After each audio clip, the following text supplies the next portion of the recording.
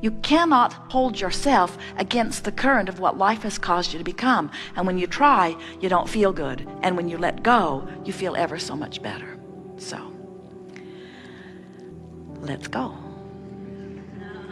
Some things you want to talk about? Good, good, good, good, good, good, good, good. So much you want to talk about. You must understand that this gathering happened before you dragged your physical bodies here. That your life has caused you to send forth your rockets. The source within you has met those rockets. And the answers to everything that you want are all queued up for you. So this will be a magnificent unfolding. We want you to know that it doesn't matter where you are. You can put your boat in the stream any place. It doesn't matter. You might be putting your boat in the stream at sickness. You might be putting your boat in the stream at not enough money. You might be putting your boat in the stream at brink of a financial disaster or brink of a marital disruption. You could be putting your boat in the stream with physical sickness that you are experiencing or your awareness of someone else. In other words, there are all kinds of reasons that you feel the way you do. Wherever you're putting your boat in the stream, it does not matter, because in every single case, the stream is moving toward the improvement that you seek. The stream is moving toward the solution to the problem. It's moving toward the answer to the question. It's moving to the becoming of who you are. The stream is undeniable. It is always moving, and it won't stop moving toward that which you are. So it doesn't matter where you are. In fact, we think it is very helpful to realize that you are where you are relative to any subject of importance to you. And if you can sort of make peace with where you are, there's this thing that happens to you as you put your boat in the stream mentally. If you say, all right, the stream is flowing and it's going to be all right, there is an automatic releasing of resistance and a turning and moving toward improvement. But if you put your boat in the stream with the attitude, I'm not where I should be, you automatically turn upstream. If you put your boat in the stream and say, I should have known better, upstream you go. I should do better, upstream you go. Even if you put your boat in the stream and you say, I'm going to try really hard, upstream you go. Feel the difference between, I have a sickness and I'm going to find a way to heal myself, upstream, upstream, upstream, and I am where I am. My physical body isn't where I want it to be, but it's going to get better. Or I am where I am, and I want things to be better. Feel the difference between, I'm going to make this happen, upstream, and I'm going to allow the resources of the universe to help me work this out, downstream. Problem on one of the sticks, solution on the other. Which way are you pointed? Which way are you feeling for?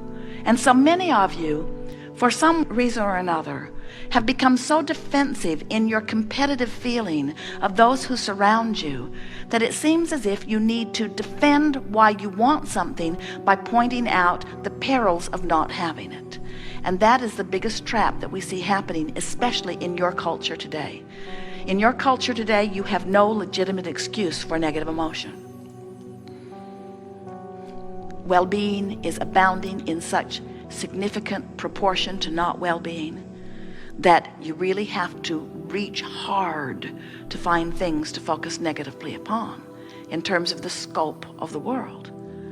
And yet it seems to be the orientation, because you've sort of been trained by your mother or father, who you thought was the resource through which all of your good flowed, that unless you plead a needy case, they won't give up the goods. You're not pleading your needy case to the universe. You're simply extracting from the variety your choice of what you prefer, and the source energy immediately becomes the vibrational equivalent of your preference. And if you're not living it in full-blown manifestation, it's only because what's active within you is something other than your preference. You must be talking about something other than what you want, or you would be living everything that you want. If you begin to understand that your work is to make it an emotional journey, let your journey to your financial fortune be an emotional journey, not an action journey. So how does that play out? Well, that plays out that you imagine it and you pretend it and you feel good about it, or you even hope it.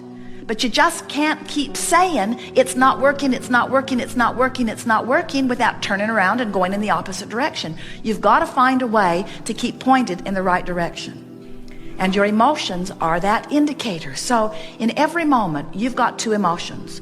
One feels one way and one feels slightly better. In other words, one feels good, one feels bad. If you will look at it in that way. Sometimes people will say, Abraham, I can't tell the difference on this. And we say, then keep focusing upon it until it becomes strong enough that you can feel it. Your emotions will always give you guidance. And when you decide to let yourself be guided by your emotion, now you quantify your journey. And now, people who are watching you, who haven't caught on to what your magic is, will notice that things are manifesting faster for you. But what they will notice first is you seem irrationally joyful anyway. How's it going? They'll say, great. You say, oh, did you get that job? No. It's coming.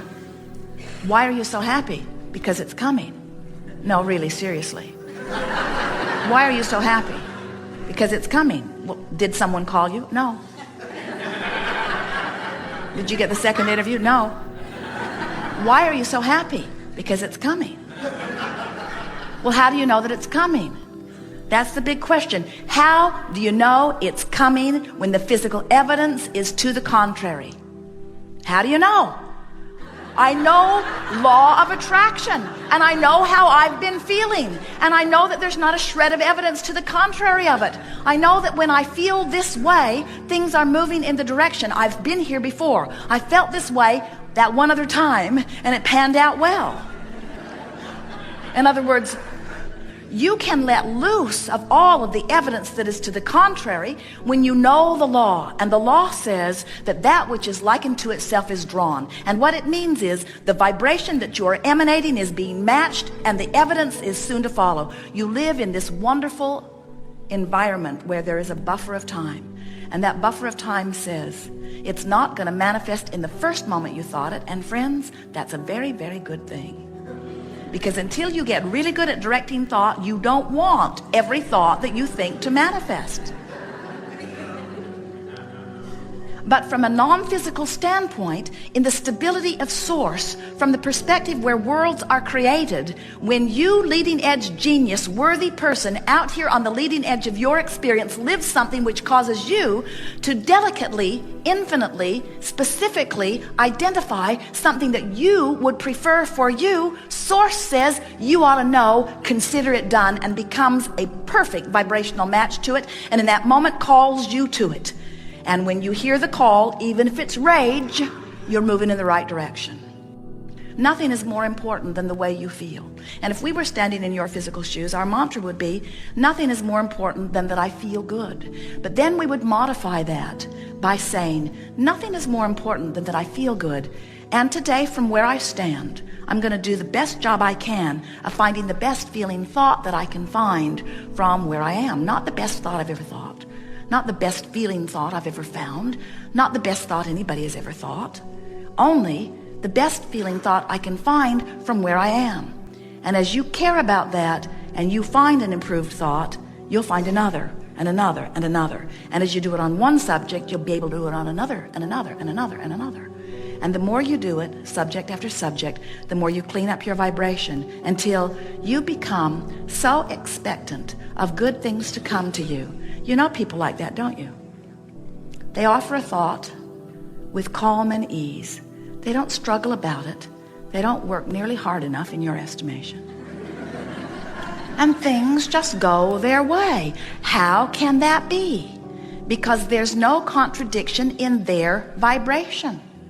So then you say, okay, suppose I play your silly game and I clean up my vibration. What do I do about all of those other people that are up close to me in my life who aren't having any of it? And we say, then the world is treating them the way they vibrate, and the world is treating you the way you vibrate. And you say, yes, but this person's in my world. And we say, give your attention to the most positive aspects of that person, and that's the part of that person that will be in your world.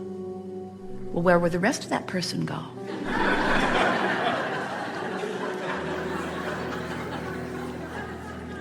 The rest of that person will rendezvous with ornery toads at work, people who flip each other off in traffic. You get to the point where you begin to recognize that everything that comes to you is coming in response to something that you're doing. Do you know that there are diseases that are vibrational matches to fear, and there are diseases that are vibrational matches to frustration?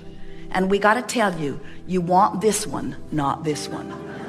Do you know that there are traffic accidents that are vibrational matches to despair and total disempowerment? And there are traffic accidents that are matches to frustration. And there are traffic accidents that are matching anger. And there are the absence of traffic accidents that match appreciation. In other words, everything that comes to you matches where your average vibration is on those subjects. See how it works? Everything that comes to you is evidence of your vibration. So, the first thing we want to say to you is, if you begin to pay attention to the way you feel, you will have pre-manifestational awareness. And we want you to understand that you get to choose how close up you get to everything. And when you start moving yourself in the direction of what you want, you feel a desire to embrace the manifestations that are showing themselves to you, because each manifestation is a little better than the last. That's how you tell if you're going in the right direction. Each manifestation is a little better than the last. Good. We think you've got that. There is great love here for you. And as always, we remain joyfully in your vortex.